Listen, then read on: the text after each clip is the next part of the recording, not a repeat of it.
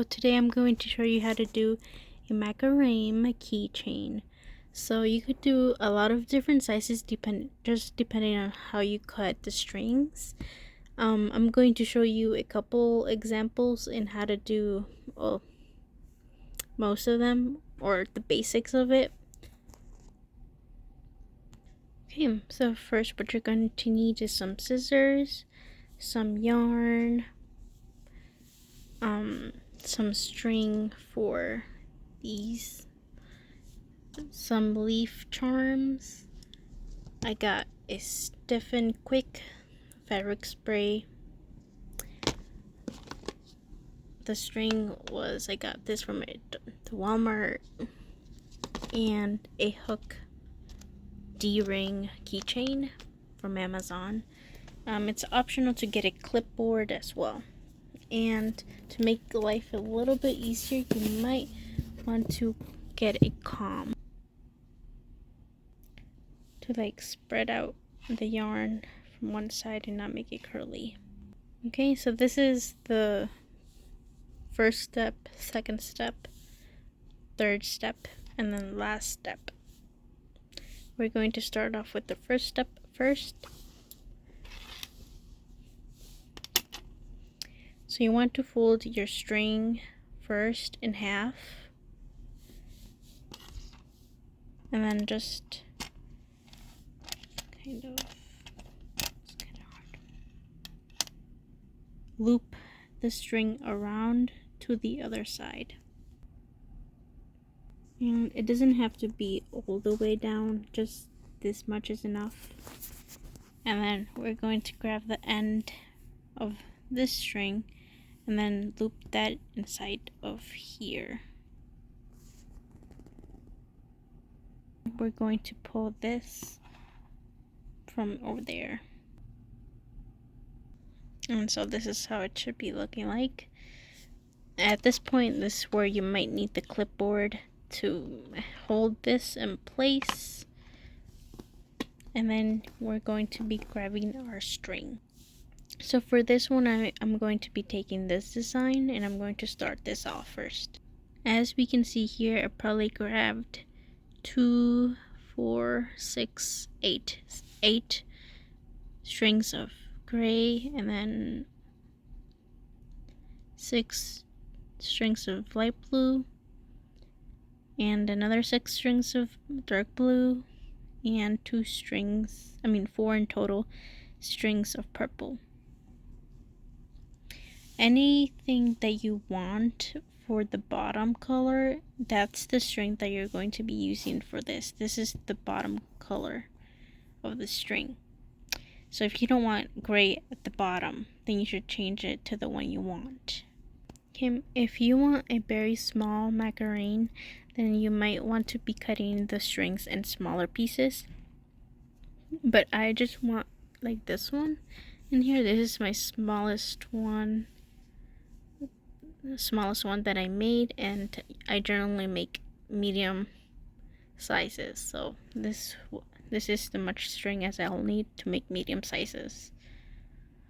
And then we're just going to be cutting from over here. Okay, so I cut off 8 pieces of the gray string. 2, 4, 6, 8. They're mostly the same length from this. And let me just tell you, it does matter how you're going to end up using this. I could put it in the ties in one side and then another color in the other side.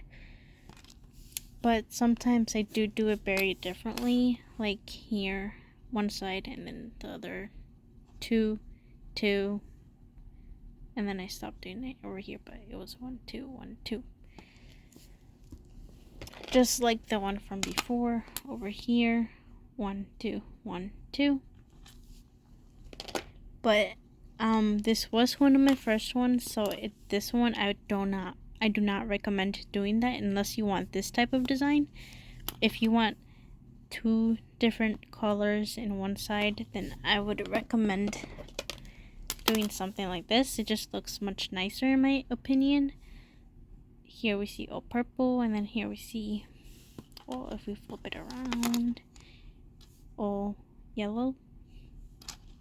So we're just gonna get 2 strings on our workspace and then put these on the side. So first, what we're going to need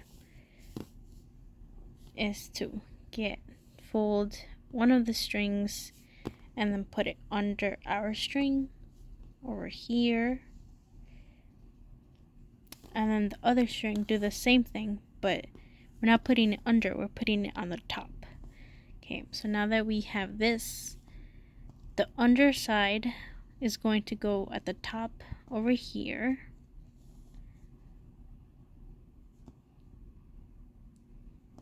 See how it's on top? And then this one that's on top is going to go under to the one at the bottom. So top, under, and then we're going to pull on both sides. Okay, and then I just push that up from here, and then this is how we get the knot. I'm going to do the other side much later on, but for now we're going to do the same thing. Well, if you want the knot in this side, then I recommend putting it under this side, and if you want the knot this side to be on the other side, then just switch it over to this side. So I'll just show you. So the last time we went under this side, and then this time we're going to go under in the left side. On the right side, and now the left side. Okay, see, it's under.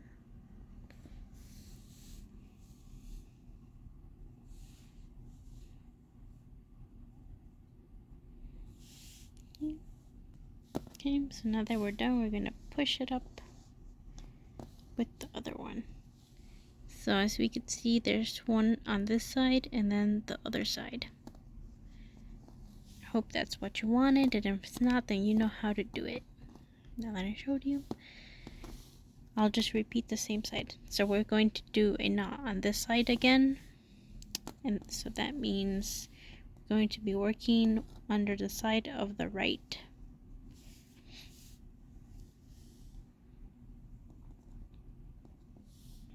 Before you pull any strings, a good way to know is that whatever is going on top of the string, or this part of the string, is going to make a knot. If the strings are on top of the other string, it's not going to make a knot. Now we're just going to pull. Okay, here we go. And now, as I mentioned before, I'm going to recreate this one. So now that I have all of the gray ones that I cut out done, I'm going to get the light blue string and cut some of that out, and then do the same thing. Only I'm going to cut out 2, 4, 6 of these strings. Okay, so another word of advice. If you do want to make a lot of colors, like in this one, you would need to have a lot of string left available for you. If there's not that much string, then there's not that much colors that you could put in on. And if you have too much left over, you could just cut off over here. You know? Okay, now I'm just gonna do the rest with this. And just kind of to keep the consistency going of one side and the other, I did start with on this side for the new color, since the gray one left it off over here. Okay, and then you just want to continue doing that. But for now, I'm going to leave that off, and then we're just going to skip ahead. I'm going to pull this one that I'm already done with over here. So before I start doing any of the cutting though, with the middle string that I used at the beginning over here, it's pulling out right here, I'm going to first tie them together.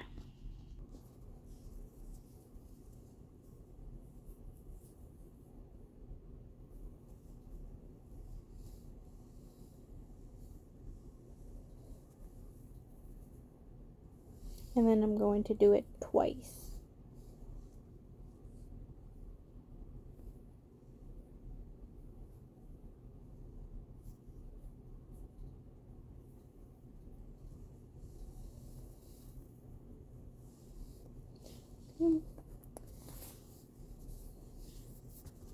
Finally, this looks alright. So now that we're all done with the setup, this is where we could bring in the comb and then just untangle the braiding that was already done here. So I'm going to show you an example. Oops.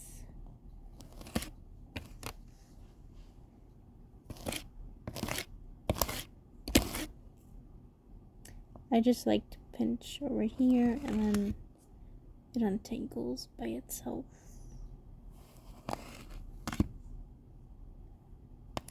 But you could use your hands as well if you don't have a comb and just kind of untangle.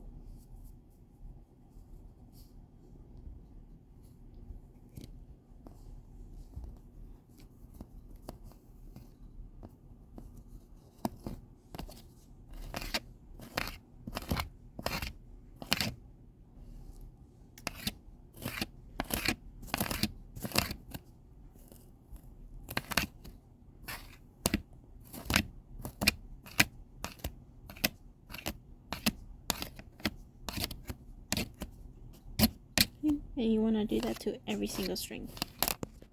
Okay, so this is how mine is looking. See the difference between that? It makes cutting much more easier. Okay, so just to like quicken some steps up, I'm just going to be using this one, and I want to make it this much more smaller, so I'm just going to be cutting out the outer spots. So as you can see here, though, I was cutting diagonal at the bottom, and then I was stretching out, and then I made this smaller, the top spots a lot smaller by cutting out over here. Okay, so I did cut off some parts of the leaf, and I think I'm satisfied with how it looks right now. And I did realize that with or without a comb, it does kind of look different, as we can see here. I'm not sure if you could see the subtle difference, but this side is more curly than the part where I was brushing. I'm just gonna show you. I'm going to make this side more brushed up so you can see the difference. Okay, and there we go. So now that it's brushed up though, we can see the lengths of the yarn and then how we're going to cut it off first. First, I like cutting out the extra parts in here, and then I like to shape the leaf that I have. So I have two ways of cutting my leaves, as we can see in these two forms. First, I like making a little square and then cutting straight through. And then after cutting straight through, a little curve. Or you could just cut from here and then a big curve and then go downwards in here. Okay. And I would like to mention also some things that I did not mention before, is that I do have a separate bag for the wooden bead, which is a lot bigger than the string, but because of these other things, it does not fall off. So in here, as we can see, we have a gem bead and then a spacer bead, two of them over here, and then just a regular one. Regular bead. So that's red because it matches over here, and then that's pink to match over here. Okay, so if you do want to go with the method of cutting a straight down from over here and then curve, I recommend just laying it down over here. But if you do want this one where it curves outwards, then I recommend kind of like facing this down over here. Some people do use a wooden board and then use a rubber band as like the draft and then kind of stick the feather onto the board so they could have like a little layout on how it's going to look. But I just prefer doing it whatever way. So since this one is coming from this idea, I think I'm going to follow the steps, which is I think it just narrows down over here and then kind of expands outwards and then narrows down again over there. So it's a bit similar to this one, except the middle part is much more smaller compared to that one. And this is where the spray comes in, because you don't have to use the spray again, but if you do, you do seem like you're having a hard time cutting out the edges, and this thing makes it much more easier to make the feather more firm and stable, kind of like paper or cardboard. So I just like to put it at a distance over here so it doesn't, you can still feel a little bit more soft of the feather, but not that much. It still spreads. I'm not sure if you can see the gloss, but there's some gloss over there. And sometimes I use the brush just to brush the spray over. Yeah, so now it's kind of like a leaf. It's not being floppy. And now I can cut this part.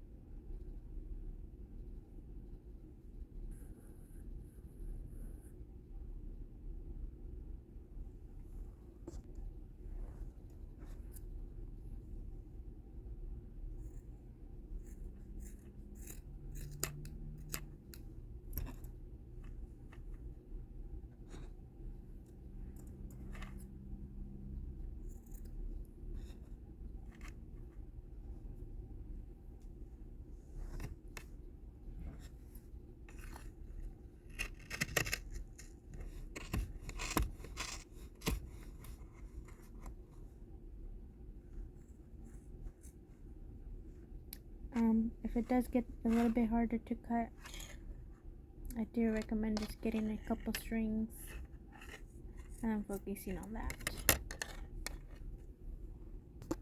Okay, so this is how one side of it looks like. Kind of just cut over here. Now I'm gonna try to do the same thing at the other side. Okay, so I think I'm done with this. I'm pretty much satisfied. It's as close as I'm gonna get to the other one.